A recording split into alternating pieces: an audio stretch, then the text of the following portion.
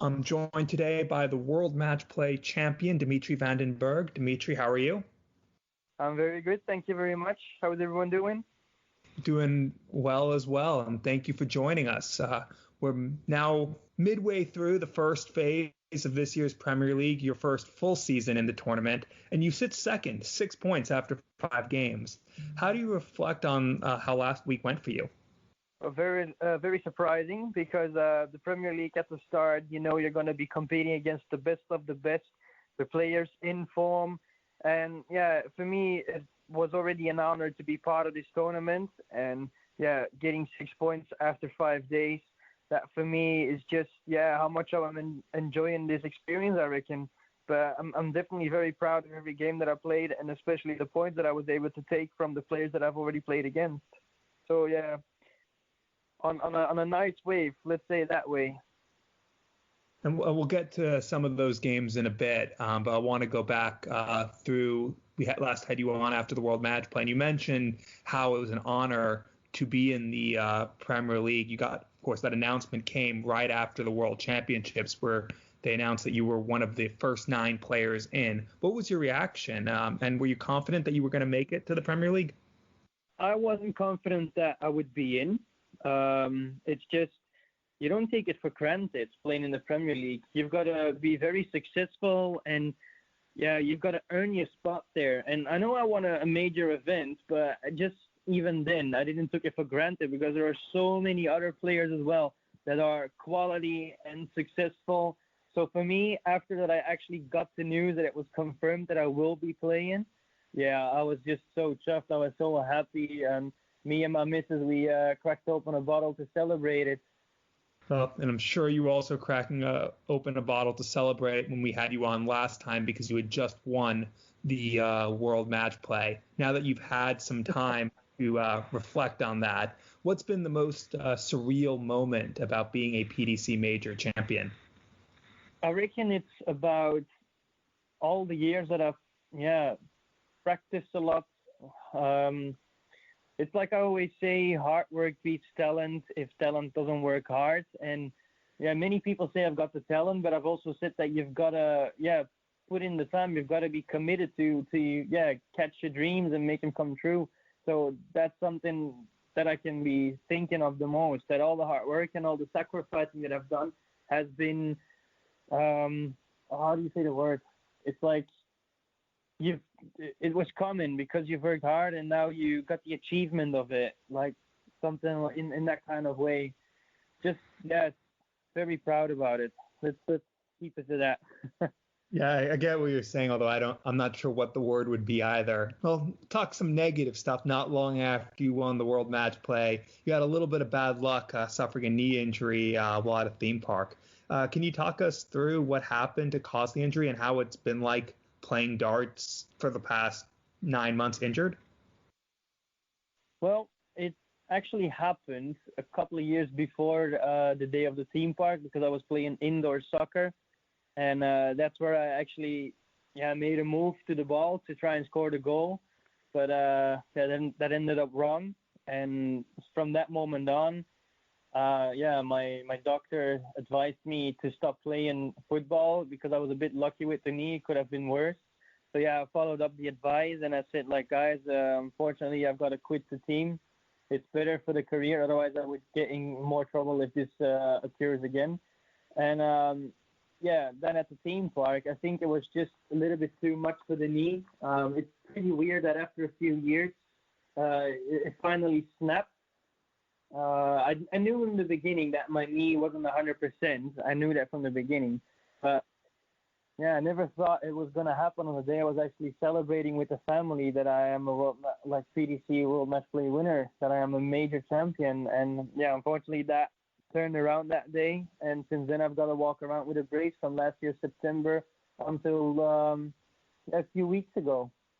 And how difficult has it been to play competitive darts with the knee injury and having to wear a brace in competition? You've got to just accept the situation. That time I've got to play the tournament and I had to keep on the brace. So for me, it was just, a matter of get on with it. As long as you can play darts, then that's the main thing. That's the most important thing. And I think for myself that I didn't do too bad. Curing, like if you look to the tournaments that I played and how I performed, especially on the major events like the World Championship and the Grand Slam of Darts afterwards, I can be very proud of myself. And yeah, it's just you've got to be the pro and accept the situation and just get on with it. That's all I could do, and that's what I've done. You mentioned the Grand Slam. About what a run that was to the semifinals along the way. 114 average, a record for the event in the group stage. Win over Johnny Clayton and Nathan Aspinall before losing a very tight match to your stablemate James Wade, 16-15. What do you make of that weekend? Do you feel like that could have been your second major that week? Well, beginning of that week, I wasn't feeling so fine. I was struggling with some pain on my neck and my shoulder and my back. I think it was just because of some trapped nerves. And I've then got a word of advice from Rob Cross, which I took on. He said that if a little bit of Dimitri Vandenberg comes with you on stage, you will be fine. And then I performed, I had a fantastic average against Ricky Evans, which I didn't expect I was going to do. But afterwards, I don't know, I just went on there and I was steamrolling. I was playing really well. And I just think that I shouldn't have lost that game against James in the semi-final, but for some reason it did happen. And yeah, you just gotta look back at the end that I played a semi-final in a major event that before it was very difficult for me to get out of the group stages. So yeah, I only work with the positives, and that's what I will keep doing. Think about the positives and on to the next tournament. You also mentioned the World Championships, another good run there. Last 16, beating Paul Lim with over 105 average and losing out in a high-quality match to Dave Chisnall. But again, having to play in front of no crowd. What did you make of that Worlds, and how have you found playing behind closed doors at the World Championship for the first time? Well, in what was going on in the world, I want to thank the PDC once again that they have made it all happen, that we was allowed to play all these major events, including the World Championships. Unfortunately, we had to do it without a crowd. And as I have told in the previous interviews, we missed the crowd because the guys over there that come and live with us in the moment of the tournament, like have the experience with us, that makes it a whole lot more beautiful. So, yeah, unfortunately, we had to play without them, but you just got to get on with it and thank the PDC that we got the opportunity. And after that, you just got to try and do your business. And when at that moment I lose against Dave Chisnall in a high contest game like that, you just got to be proud of yourself because, you gave 100% and he had to play really well to get past you. So it just shows as well that even though I'm young, I still think that I've got a few World Championship wins on my belt. I just really hope that I will going to make my dream come true as well and show the world that I can be a world champion in the senior circuit. Well, we'll see if that happens in 2021, and that's where we turn to now. You started the year inside the top 10 in the world. Did you set yourself any goals or targets when this season began? No, not really. The first thing that I knew that was going to happen was that I needed to get my surgery done, and we thought about it and planned it in. So crazy enough, I was able to go and play the Super Series this year.